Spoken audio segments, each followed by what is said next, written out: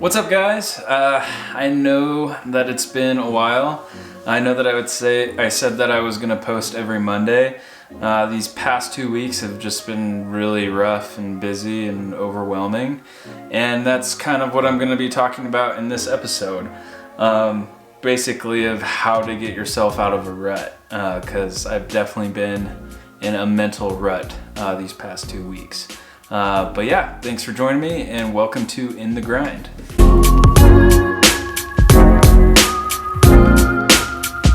Whoa, that almost fell. Yeah, so I know that I'm just sitting here talking. It's not going to be very visually fun.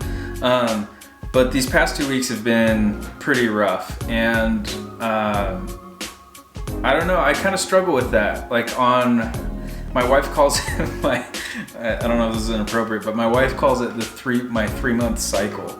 I kind of go through like 3 months and I just kind of shut down, where I just get overwhelmed by stress and I just cannot get anything done for some reason. I literally get paralyzed with just stress and being overwhelmed and having so much going on to where I can't even do anything. And everyone goes through that to some extent, mine's pretty bad, and I've noticed that it's kind of been getting shorter than 3 months now, which kind of sucks because I need to get things done in this time of my life. I'm on a time frame, and it's pretty bad. Literally there's been times where Laura has walked in on me and I'm literally on the floor and I cannot move because I'm just so stressed out and paralyzed with stress, and then I get into self-doubt and I just beat myself up, and any task that I look at I just get discouraged, and then it's just like a downward spiral, and then I just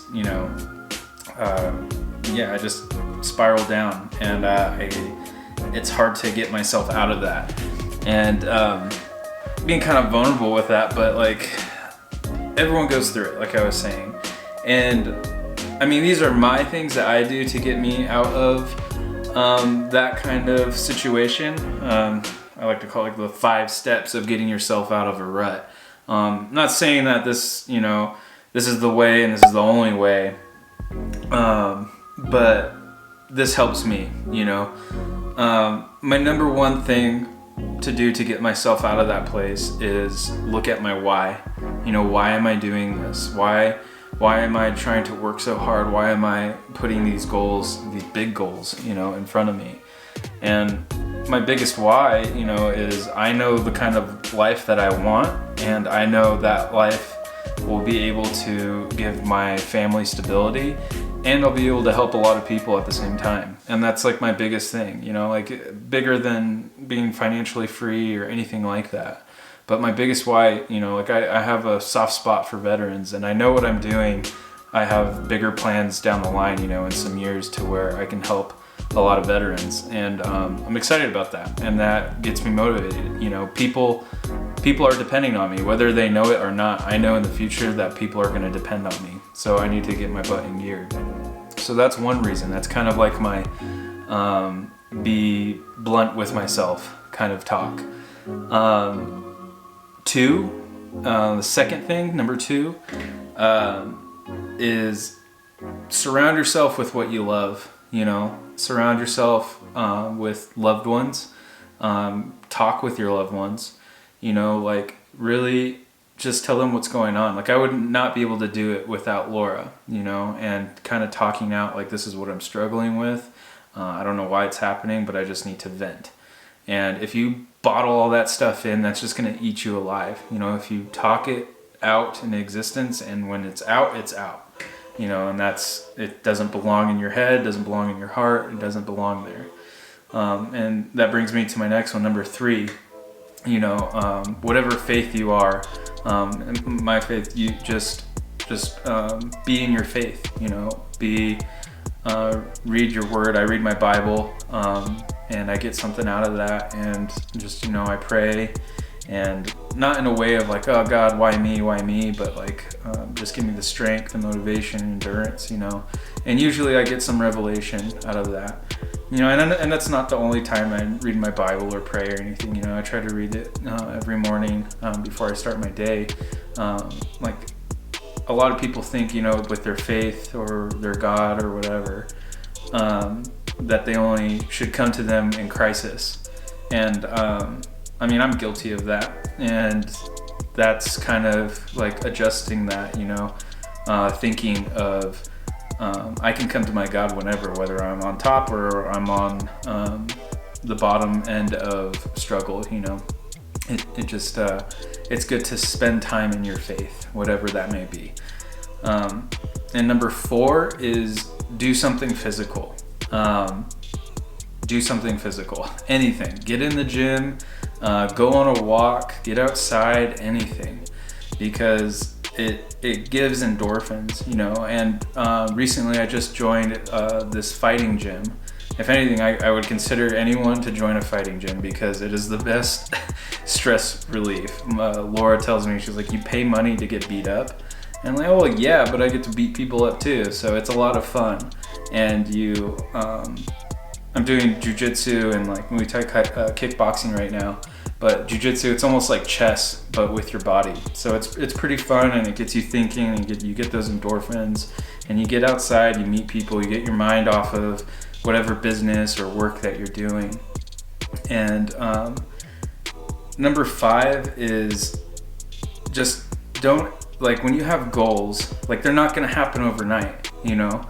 Every step you take, like one of my last videos with failing, you know, it all leads to that point of getting to where you want to be. It's all part of the game, you know, and you can't beat yourself up over every little thing. And I have trouble with that. I mean, in the business that I'm in, I get rejections every day. And yeah, I strive for that, but and anybody, it's gonna take its toll, and you just have to learn how to deal with that.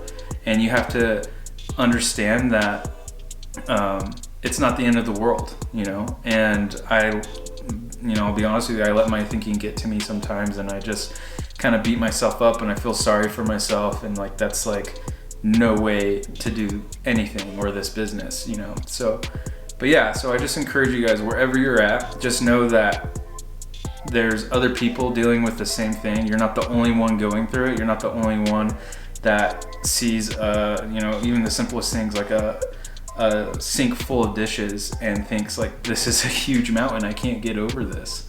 Like, I've been there. I've seen like dishes in the sink, and I'm just like, I don't know why, but I cannot go over there and clean these dishes for some reason.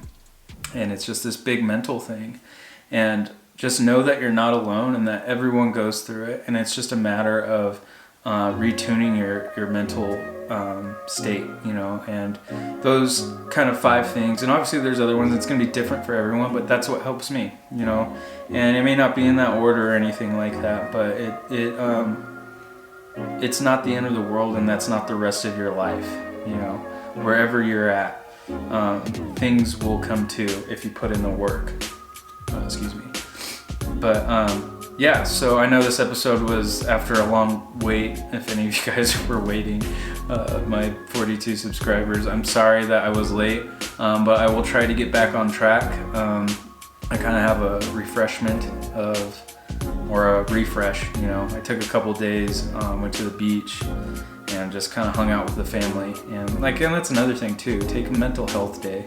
You don't always have to work.